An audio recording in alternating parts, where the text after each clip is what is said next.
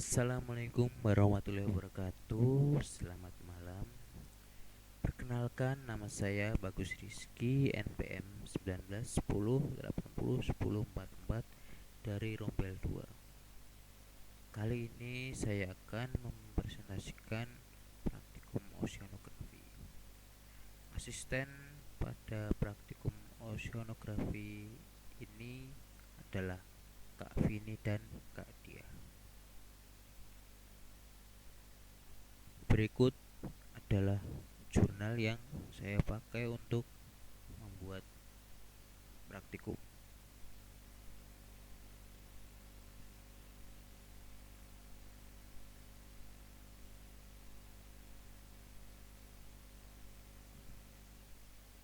Isi materi. Yang pertama, metode pengambilan sampel dari beberapa topik. Yang kedua, pengaruh setiap topik terhadap kualitas dari perairan di lingkungan. Dan yang ketiga, hubungan antara satu topik dengan topik lain. Terdapat 6 topik pembahasan. Yang pertama, kecepatan arus. Yang kedua, kecerahan. Yang ketiga, suhu. Yang keempat, salinitas. Yang kelima, pH. Dan yang terakhir, gelombang.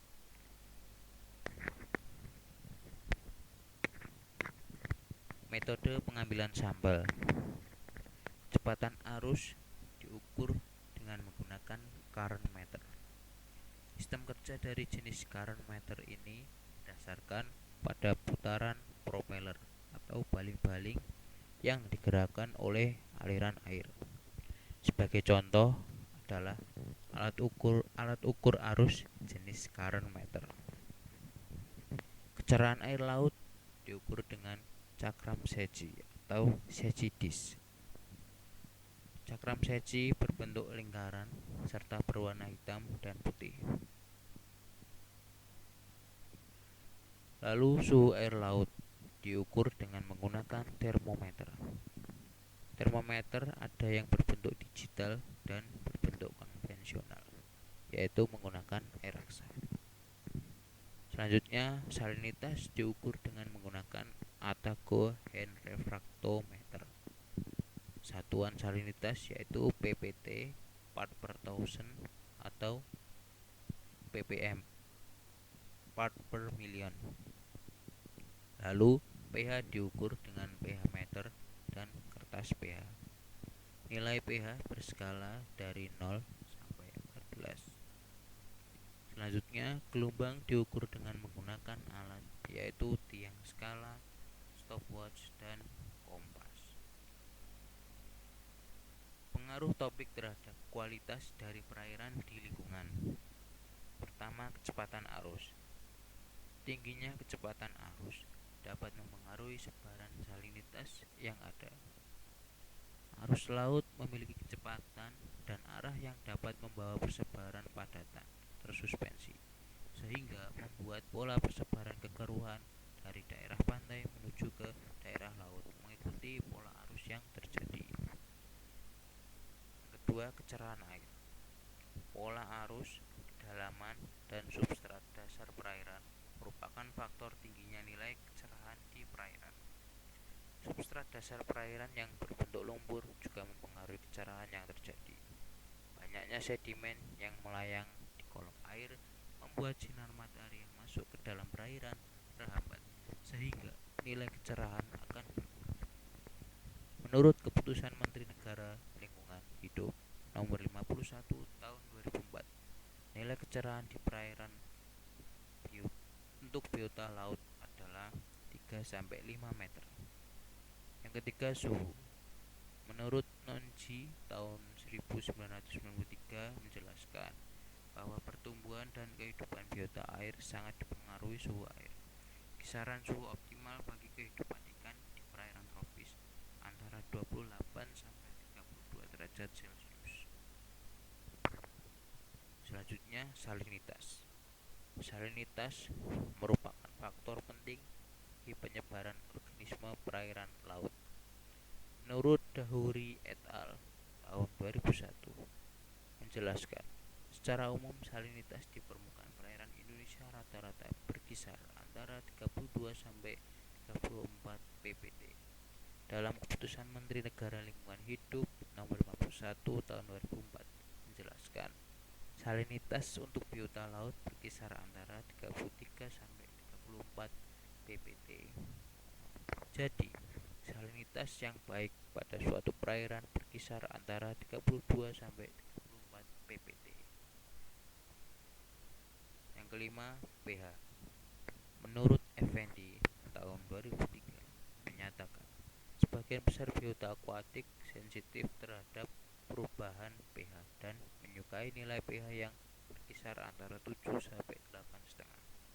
Berdasarkan keputusan Menteri Negara Lingkungan Hidup Nomor 51 Tahun 2004, untuk biota nilai pH berkisar antara 7 sampai 8,5. Dari pernyataan Effendi dan keputusan Menteri Negara Lingkungan Hidup dapat disimpulkan bahwa pH yang baik untuk biota akuatik berkisar antara 7 sampai 8,5. Yang terakhir, gelombang. Gelombang laut pada umumnya timbul oleh pengaruh angin. Walaupun masih ada faktor-faktor lain yang dapat menimbulkan gelombang di laut, seperti aktivitas seismik di dasar laut, yaitu gempa, lalu letusan gunung api, gerakan kapal, gaya tarik benda angkasa, yaitu bulan dan matahari. Menurut Nining tahun 2002, gelombang laut dapat juga terjadi di lapisan dalam pada bidang antara dari dua lapisan air yang mempunyai densitas berbeda.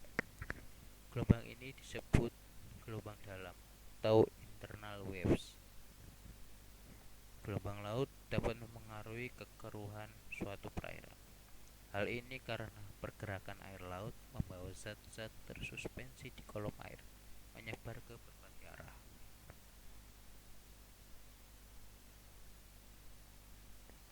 Hubungan masing-masing topik. Yang pertama, arus laut dan salinitas.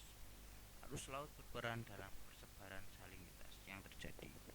Dari pengadukan yang terjadi di muara sungai akan tersebar ke arah pergerakan arus. Tingginya kecepatan arus dapat mempengaruhi sebaran salinitas yang ada. Yang kedua, salinitas dan gelombang. Menurut Banjarnahor tahun 2002 mengatakan bahwa perbedaan nilai salinitas air laut dapat disebabkan oleh terjadinya pengacauan atau mixing akibat gelombang laut ataupun gerakan massa air yang ditimbulkan oleh tiupan angin. Yang ketiga, suhu dan salinitas. Suhu tinggi di suatu perairan membuat salinitas menjadi rendah. Sebaliknya, suhu rendah pada suatu perairan membuat salinitas menjadi tinggi. Lalu, kecerahan, gelombang, dan arus laut. Pola persebaran kecerahan juga bergantung dari proses fisis air laut. Arus laut memiliki kemampuan untuk membawa padatan tersuspensi menyebar ke berbagai arah. Selain itu, turbulensi dari gelombang maupun arus yang kuat menyebabkan teraduknya substrat hingga menjadi resuspensi sedimen yang menyebabkan air laut menjadi keruh.